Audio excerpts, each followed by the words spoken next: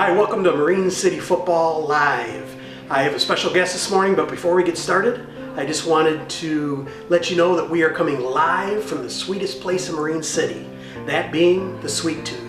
If you haven't been down here lately, you've got to come down here, especially for Halloween. They've got it decorated, they've got candy, they have all kinds of things for Halloween baskets, you name it, they have it. Also, if you have that candy that you can't find when you were a kid, I can guarantee you'll find something that they have that you haven't seen for a long time. So remember to come on down to the Sweet Tooth, check it out, and grab some candy and curve that sweet tooth. This morning, I have a special guest. This guest you probably heard of, but might not have seen. So I will let him introduce himself. Well, I'm Fred Winzer, and I am the new public address announcer for the Marine City football team. That's a fancy way of saying you're the voice of the Mariners, right? Yes. Yeah, you come in after somebody, Mr. Shield, going 31 years. Yeah. Well, those are some pretty big shoes to fill. Tell me about Well, that. I will tell you that I got a text from his son Andy, and it said that his dad was giving up the position, and that his dad suggested that I would take over for him, which to me is a huge honor. And it was a little nerve-wracking too, because of the fact that you have a person that when you were playing football or at a football game, he was doing the games, and for 31 years, and you're replacing a legend or a Hall of Famer in himself.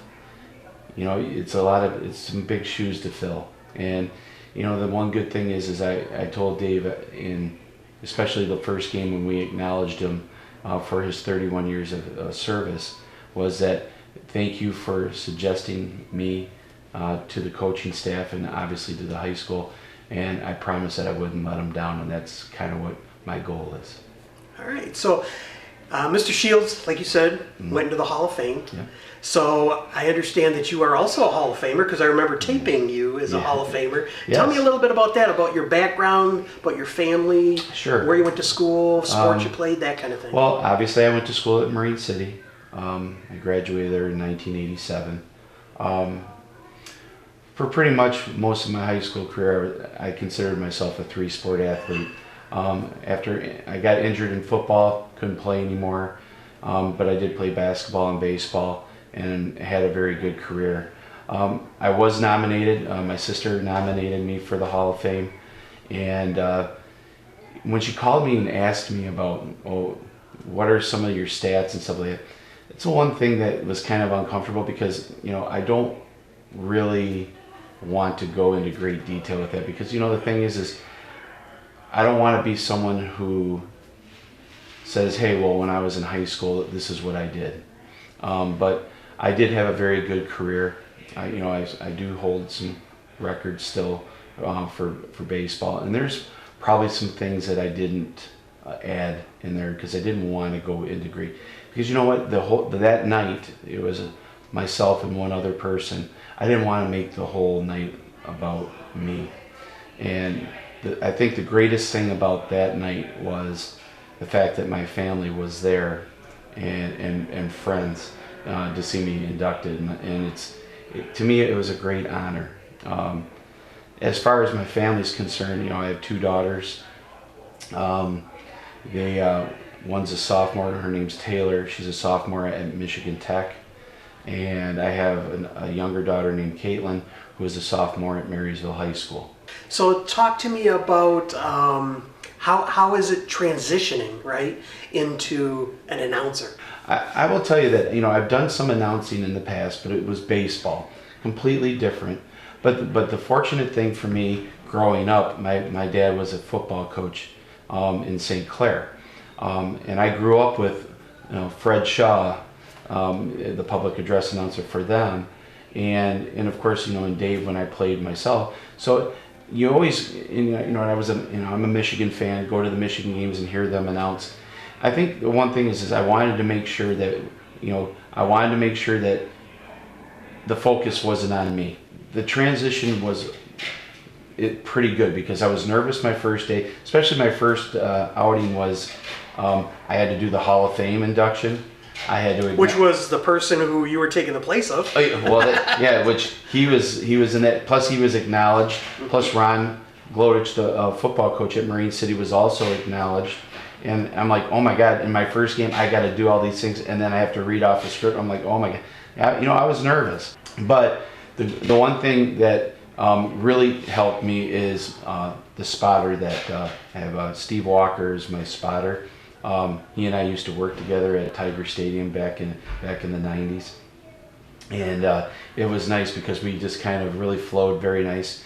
And the transition was very simple. That I would watch the offense, he would watch the defense. Obviously I would call out the ball carrier or the receiver, and then he would tell me the defensive player, and then I would announce it. Once we got into that groove, it got to be pretty smooth and a lot more relaxing. So I've really enjoyed it, and it gives me a reason to come to the football games, and to see a lot of people that that I went to school with, and to see the kids play, and and like I said, I've always been a Mariner at heart, so it's kind of a real cool thing for me.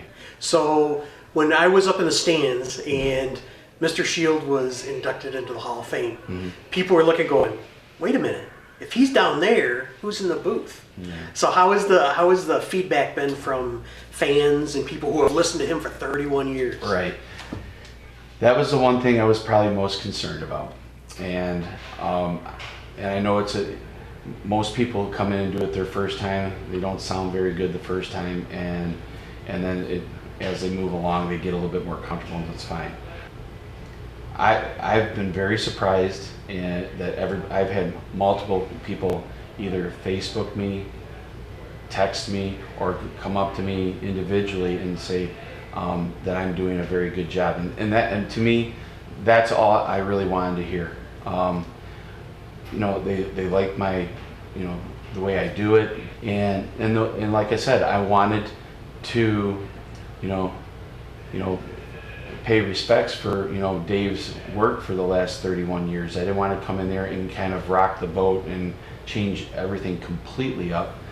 But the thing is I've been very surprised and very flattered by some of the comments that I've gotten, and it's made me feel really good. And I think it's given me more confidence, and up in the booth, and I look forward to doing it for many years. And like I said, if people are happy with it, that's all I care about. I've known the coaching staff. I've coached some of the coaching staff because I used to be a coach at Marine City as well. I coached Darren Letson, and when Ron Glodich came into town, he and I played some semi-pro baseball together, and we got to know each other that way. And of course, he was on the staff with Coach Bob and Tony Scarcelli, who are phenomenal coaches. And that's the one thing that's great about this program is they've had phenomenal coaches since Jerry Workentine and Bill Amiel all the way down to Ron and his staff right now. And it's nice that I will have a chance to see that for the next who knows how many years. But I'm really looking forward to each year and calling the games every Friday night. If you're going to say something to the crowd, to the fans, to the Mariner Nation, what would that be? I appreciate everything that you guys have done for me. You've made me feel welcome. I've always felt welcome in Marine City because it is my hometown. If I can provide some happiness and to get the crowd pumped up to help the football team, that's all I care about. I love my hometown. I love my high school, and I love my football team, and I love the fans. So, the biggest thing I can say is come out and support them. It's well deserved. They're hardworking kids, as well as a hardworking staff. And the other thing is you can't forget about the band. You can't forget about the boosters. Absolutely. And the parents, the time and effort that they put in with the kids, running them to practice back and forth when they're younger, and all the way up until the kids can drive. But the thing is that's what's so great about this community. They are about their football team. They're about their programs. They're about their high school. The pride. You were part of that. You were a parent.